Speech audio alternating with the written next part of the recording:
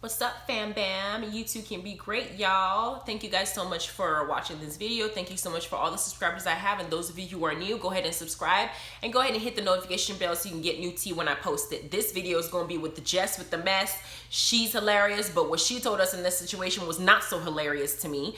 But she decided to break it down for us exactly what happened with the whole scene at the end of this past Monday's episode with Love and Hip Hop, where at the end Moniece and Fizz were by the fire drinking and disclosing to us that Moniece has now gone and did, I guess, videos and shit talking about all these messages that Jess has sent her, basically putting Apryl's ass on blast, talking about how she's basically a hoe and how Fizz is looking dumb and how she's looking dumb for dating him, and how he's looking dumb for dating somebody that's talking about other guys being her prototype, and her saying again at the interview with Nick Cannon that Fizz is not even her type, basically downplaying him, and he's still with her.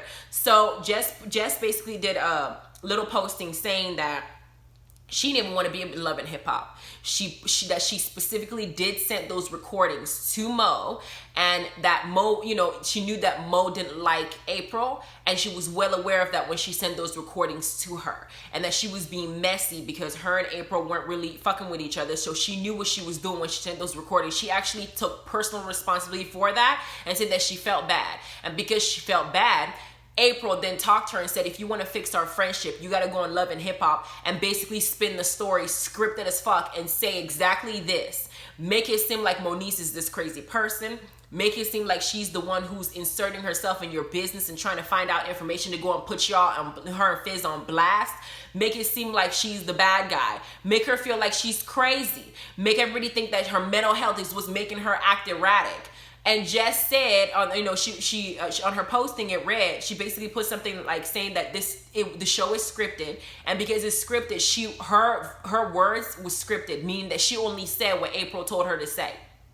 And that even now that she already put it on there and she only did that as a friend, I don't know if I agree with her doing that as a friend, because you went out of your way you did something wrong to your friend, and to rectify what you did wrong to your friend, you went and tried to do something wrong to somebody else like Moniece. She said now that her and Apryl aren't even friends, and she don't care. She's not about to chase her and try to be friends with her. But that her and Moniece are now cool.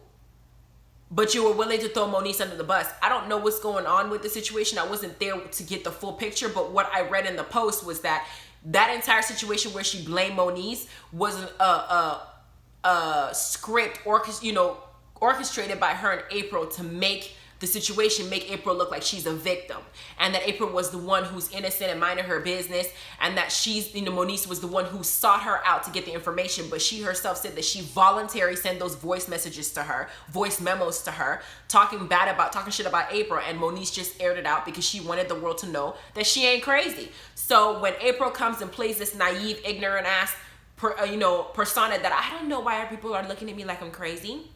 I don't know why they're all up in my business. I don't know why they want to know what's going on with my pussy. I don't know why they just don't have, other things to do. I'm living my best life. I'm just being me. I don't know what the issue is. I'm not doing nothing wrong.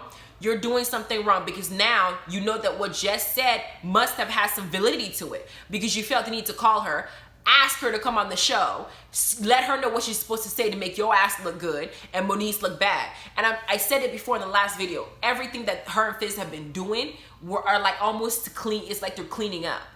You have a relationship that's built on kind of lies and manipulation and fakeness. She made a beeline to Fizz to piss off Omarion. That's clear. When Omarion didn't do what she wanted her to do, she decided, hey, this person is available. He's the one that's doing what I want to do. He's basically there for me. He's, whatever. I'm just going to give him up the ass because nobody else is around. I've dated a couple people, but they're not really pissing off Omarion as much. So let me do this with Fizz and let me insert myself in this situation. Apryl went and put all her information on blast. Well, let's have, Jess went and put all her business on blast. Let's have Jess come on the show and say that she didn't really do it this way, that it was all Moniece. This roundabout bullshit. This relationship it's not gonna last. It's a waste of time. It's a waste of the television's time. And in the interview, they did ask her if it was for a storyline, and it was like put in a kind of shady way. Is this for a storyline?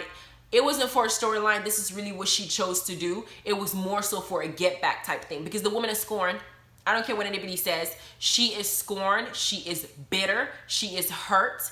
And until she gets over all of that, because she felt like somebody wronged her, and maybe he did wrong her, but that's how she felt. And because she's not getting any kind of a response or any kind of remorse or anything that shows that this man is really as bothered by ending the relationship as much as she is. She's doing little things to make him mad. She's now convinced herself, as she said, Omarion left his family. He did not leave the family because he's still in his children's life. He left your ass because he didn't want to be in a relationship with you anymore. He didn't want to be committed with you anymore. So that part is the part I think that bothers her, because technically when you have, when you have children with somebody, you want to have a family.